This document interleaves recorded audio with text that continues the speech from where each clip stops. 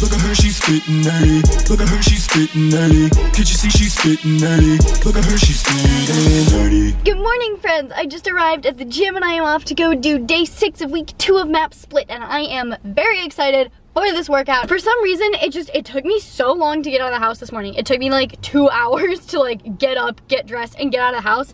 So I had these random bars that I found in my gym bag the other day. So I ate the Thunderbird bar. It's hazelnut coffee and maca. These are actually really great. I got them off of Thrive Market. I do have to say that I am absolutely loving this program so far. If you guys want to get the program, I do have a discount code for all MINDPUMP programs. It's Fit and Nerdy for 10% off. So I'll link that down in the description if you want to check out the program and like go through this process with me. But anyway, I'm gonna go smash out this workout and then meet you back here for some grocery shopping. Workout accomplished. Now it is time for some grocery shopping. Although I know I'm gonna regret this because all I've had to eat today is that bar. I'm pretty hungry. I'm going into Whole Foods, trying not to spend that much money. This is not gonna go well.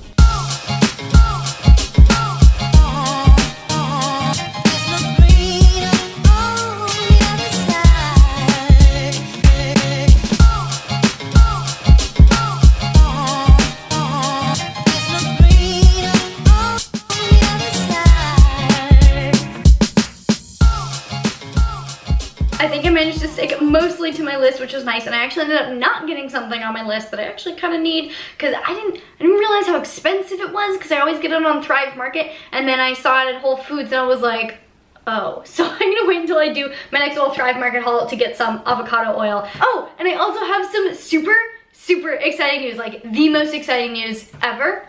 My kombucha is ready to drink. But before I show you my kombucha and try it for the first time on camera, I'm gonna cut back to a few days ago when I did my second fermentation. I like filmed it, but I wasn't vlogging that day, so I didn't have anywhere to put the footage until now. So we're gonna cut to a few days ago and I'll see you back here. It is now Wednesday night and my kombucha has been brewing for 9 days now. So it is time to do a second fermentation. This is apparently the time when you add all of the flavors and the kombucha actually gets its carbonation. And so we take the brewed kombucha and then we're gonna add some other goodies. For my first batch, I decided my flavor should be a like sour berry flavor. So I have some raspberries, some blueberries, and the juice of 1 lemon. Oh my God, this is so good. It's literally just lemons, raspberry, and blueberry. Oh, it's so good. Okay, not gonna lie, this part, a little gross. And I think we're ready for our second fermentation. Look at that. I am so excited. I cannot wait to see how these turn out. But in the meantime, I'm gonna pass it back to the Marissa of my future and your present and also the past. We're cutting back to the main video. And this is the final product. It looks so pretty. Like, look at this. It is the most gorgeous reddish purplish color. Cheers.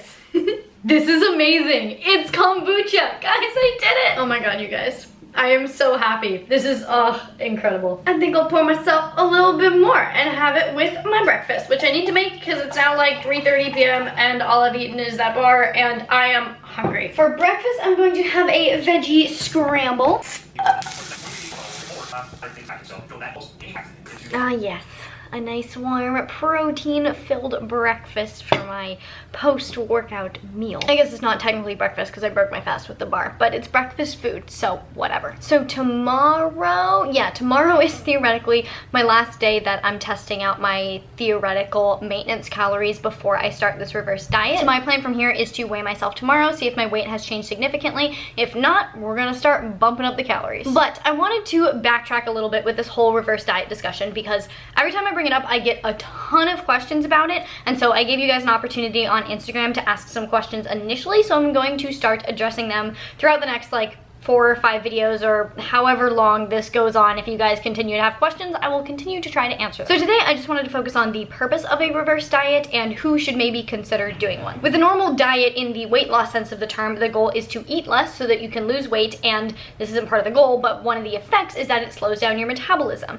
The point of a reverse diet is literally the exact opposite. You eat more in order to build more muscle, which does increase your weight, which in turn, one of the side effects is increasing your metabolism. My next video video is going to be entirely about the step-by-step process of how to do a reverse diet, so I will address this in a lot more detail in that video. But essentially, to do a reverse diet, you have to slowly increase your calories while doing heavy resistance training and making sure that you're getting enough protein. And the ultimate outcome of a properly done reverse diet is a faster metabolism. And what this translates to is being able to eat more to maintain your weight. So for example, if you're maintaining your weight on 1600 calories right now, you could go through a whole reverse diet process and maybe be able to maintain your weight on 2000 calories. So with that in mind, I have a list of people here who either really definitely need to consider a reverse diet or should consider one just to increase their happiness. So there's two kinds of people that really definitely should probably consider doing a reverse diet. And the first person is someone who, if your maintenance calories are so low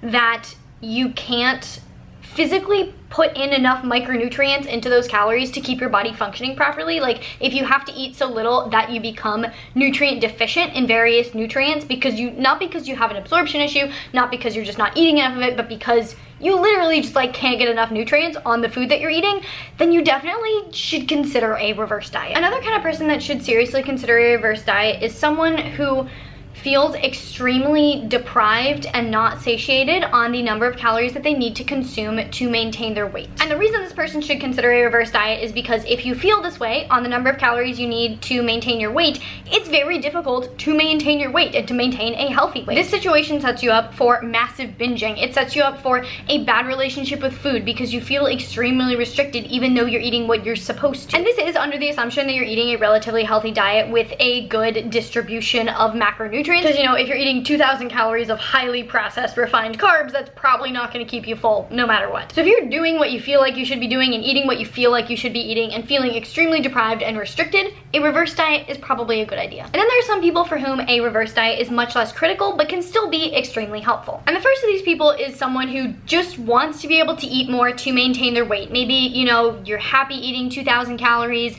as long as you're tracking, you can stay very consistent, but you'd love to be able to go out on the weekends and really not worry about how many calories you're consuming. Having a faster metabolism makes that a lot easier and gives you a sense of freedom with your food choices. You don't have to be as picky and you can kind of be free to eat whatever you want. Obviously, I recommend still sticking to a relatively healthy diet, but allow you to like not worry about having a slice of cake at your son's birthday party or something like that. Someone else who might want to consider a reverse diet is a person who wants to lose weight, but their cutting calories seem way too low, possibly unhealthy, possibly like you won't be able to get enough micronutrients and stuff like that. So just for example, let's say the average person who's your height, weight, activity level, etc. needs to eat 1800 calories in order to maintain weight. You have a slightly slow metabolism. You're eating like 1600 calories to maintain weight. That's kind of fine, but that also means that if you want to lose half a pound a week by being in a 500 calorie deficit, you're gonna have to eat 1100 calories a day. Probably not ideal. Probably not going to be a good time. So what you can do instead is reverse diet for a couple of months, get your TDEE up to 1800 calories, and then when you cut to 1300 calories, it's not quite as bad. And the last person on my list who may want to consider a reverse diet is someone who wants to build muscle and minimize fat gain, which is essentially the same as a lean bulk.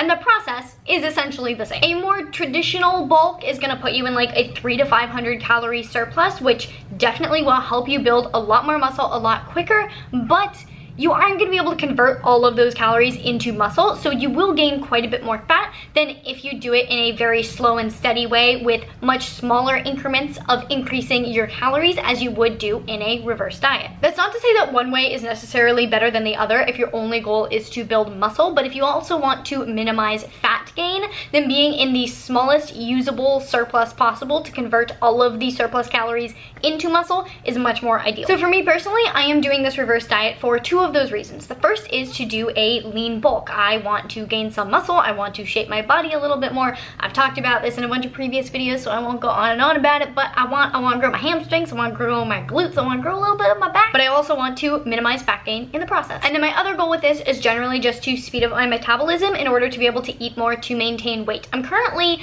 lifting 6 days a week, and I don't think I want to continue with this schedule long term. I am really enjoying it right now, but I think just over overall with my lifestyle, it's not super practical. I think 4 to 5 days a week would be much more enjoyable for me, and it would allow more time for things like mobility and hiking and yoga and other fun stuff like that. But I'm also currently really enjoying the amount that I'm eating. I'm eating 1,975 calories, which was a little bit more than I was eating before when I was training 5 days a week. And so ultimately, I would love to be at a point where I can eat around 2,000 calories and maintain my weight with only 4 to 5 days of resistance training. Well, for a walk before the sun goes down, I was at about 5,000 steps, and I wanted to get some more steps in before it got dark. So we're here now. It's cold though, and I am regretting my footwear choice because it's not warm. I'm wearing my Vivo barefoot shoes, which are very minimalist shoes. Like, they can literally roll up in on themselves, and they're very flexible and don't have very much support at all. I do absolutely love these shoes overall. I got them to lift in, and they're absolutely incredible. I feel so much more connected to the ground and to my feet. They've made me so much more aware of different imbalances that I have. Oh my god, I just realized that I forgot about an entire group of people that almost definitely should consider doing a reverse diet, and that is people who have been dieting for a while. This is especially applicable to competitors like physique or bikini competitors, because people who do that kind of stuff have to hardcore diet for a while, and it's really easy to completely rebound and regain a ton of weight after the competition and just completely screw up your body. So if you are a competitor, doing a reverse diet after the competition is probably the most important thing when it comes to your health. But even if you're not a competitor, if you have been restricting your calories for a long time, or just going in and out of diets for a really long time without going back up to maintenance, then doing a reverse diet to get your metabolism back to where it should be to be healthy is extremely important. And I guess I technically left it off my list because it goes hand in hand with people who can't eat enough calories to maintain their weight and also get in the amount of nutrients that they need, but I feel like explaining that part and the context is important. It's dinner time, so I'm making some sweet potato nachos. I've just had this idea in my head for like the last 2 weeks, and I've been really wanting to do it. No idea how it's gonna turn out.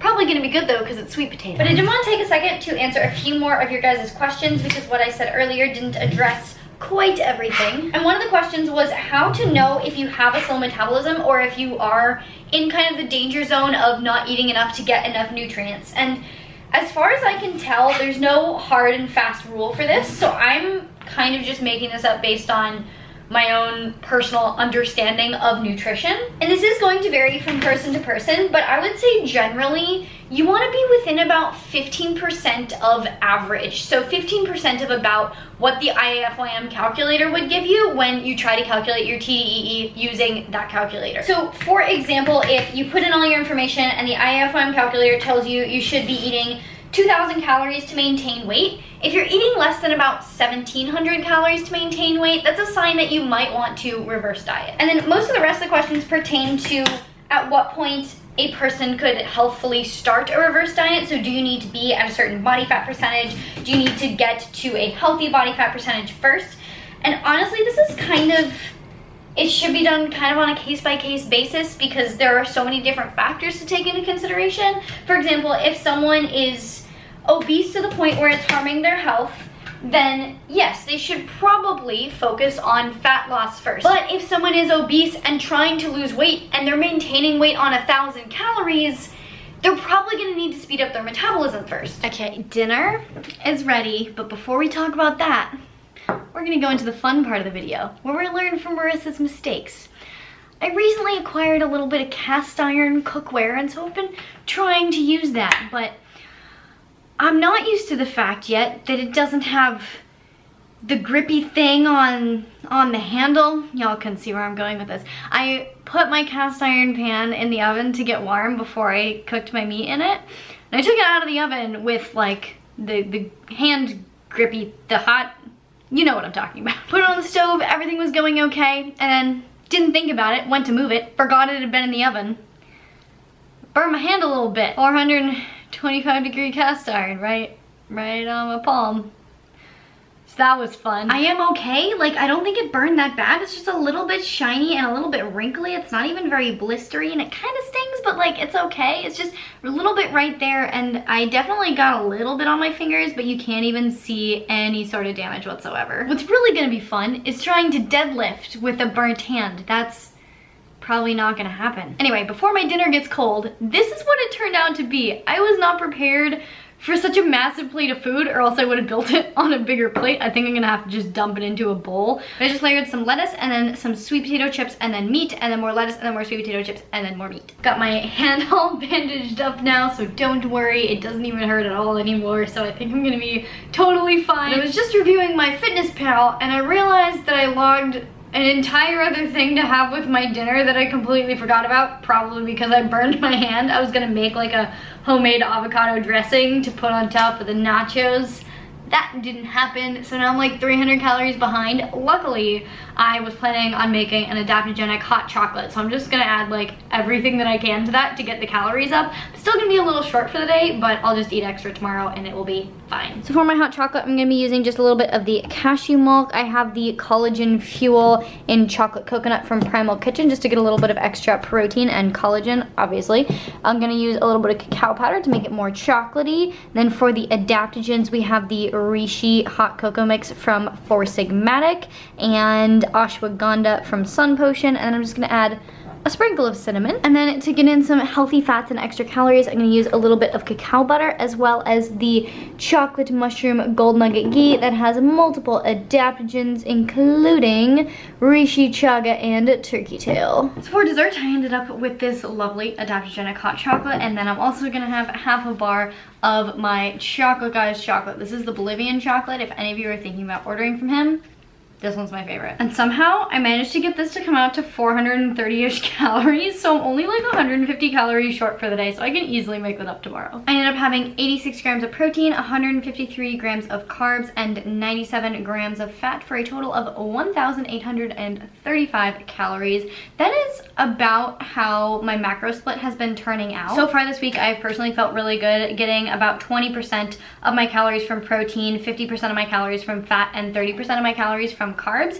I think from here I'm gonna have to increase my calories using carbs. I think I'm gonna do just a little bit more work and then get ready for bed. So if you liked this video, please do give it a big thumbs up because it really does support me and my channel, and I really appreciate it, and hopefully it'll help my hand recover faster. If you have any questions about reverse dieting or anything I said in this video, please leave them down in the comments below. But in the meantime, please do share this video with your friends and your family and your bulking buddies. Subscribe for more videos, hit the notification button so you don't miss those videos, and I will see you very, very soon. Bye.